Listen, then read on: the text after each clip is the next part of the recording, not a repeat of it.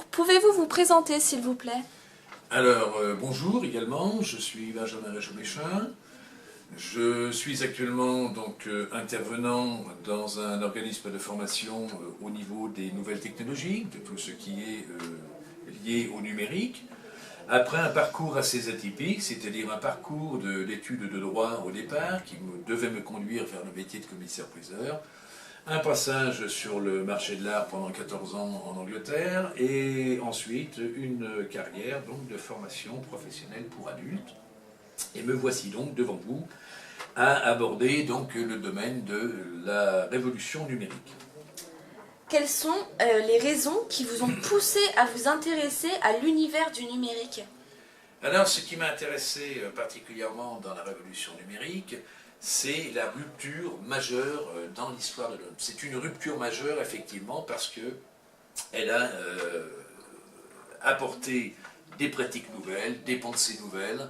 Elle induit chez l'homme des postures que nous n'avions jamais vues jusqu'à présent. Elle est tout à fait innovante, et c'est ce côté innovant, c'est ce côté nouveau, un peu bousculant aussi, il faut bien le dire, qu'on appelle aujourd'hui une crise, qui vraiment m'intéresse et me fait intéresser tout à fait à cette révolution numérique. Quelles sont d'après vous les principales caractéristiques de la révolution numérique en cours et en quoi est-ce une révolution? Alors, la révolution pour moi est un mot qu'il faut remettre à sa place, qu'il faut replacer dans son contexte. Révolution, ça veut dire retour vers, c'est peut-être une bonne chose aussi de voir la révolution sous cet angle. On peut dire aujourd'hui que la révolution numérique est une véritable révolution dans ce sens où elle remet en cause tout notre rapport au temps, à l'espace et à l'action.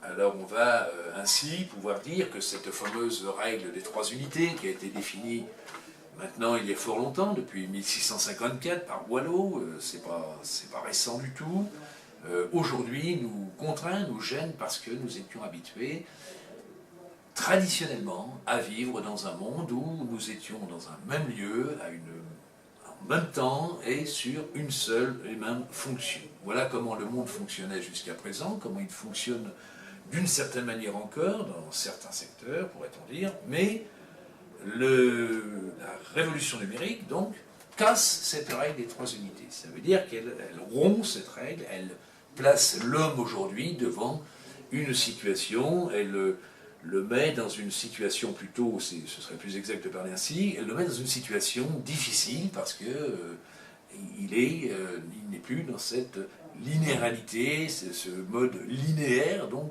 lequel il fonctionne, avec des repères, avec des choses auxquelles il peut se raccrocher. Aujourd'hui, c'est tout à fait un autre schéma d'organisation. D'accord, donc quels sont les changements que l'on peut attendre dans le domaine de la formation? Alors, les changements que je viens d'évoquer, c'est-à-dire cette délocalisation, cette dématérialisation, cette désynchronisation des activités, s'appliquent également de la même manière à la formation professionnelle ou à la formation tout court, à l'éducation. Et on voit bien qu'aujourd'hui, effectivement, en éducation, on peut avoir des nouvelles pédagogies qui reposent sur la notion de cette rupture des 3 unités. Ça veut dire que tout simplement des étudiants ou des apprenants aujourd'hui peuvent apprendre où ils veulent, quand ils veulent et comme ils veulent.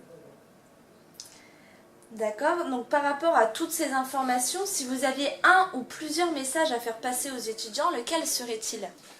Alors un message un message positif, c'est-à-dire que je vais insister sur 2 choses. D'abord, être curieux des nouvelles technologies, être curieux de l'évolution technologique, on ne l'est jamais assez. Et puis, deuxième chose qui est aussi la conséquence de la première, c'est de pouvoir donner du sens à tous ces outils, savoir que particulièrement dans la formation, dans l'éducation, aujourd'hui, il faut absolument prendre en compte toutes ces évolutions et tous ces nouveaux outils qui sont en train d'émerger grâce aux nouvelles technologies. Pour finir, d'après vous, la situation actuelle exige-t-elle une évolution des savoirs, des comportements et des attitudes? Bien sûr, c'est encore une fois la suite logique de ce qu'on vient de dire. Effectivement, l'étudiant ou l'apprenant d'aujourd'hui ne peut pas être dans une dimension d'absorption de savoir comme on le faisait, allez, on va dire un peu à la papa autrefois, quand on versait du savoir dans la tête d'un apprenant et que l'on disait ça y est, c'est chose faite. Non, ça ne se passe plus du tout de la même manière. Aujourd'hui, on est dans une attitude tout à fait d'autonomie, de curiosité et plutôt de construction de savoir que d'absorption de savoir. Voilà ce qu'on pourrait aujourd'hui vraiment conseiller, pour revenir sur ces conseils aux étudiants, c'est d'être curieux et d'aller plus loin qu'une démarche pédagogique traditionnelle. Je vous remercie pour ce témoignage très instructif.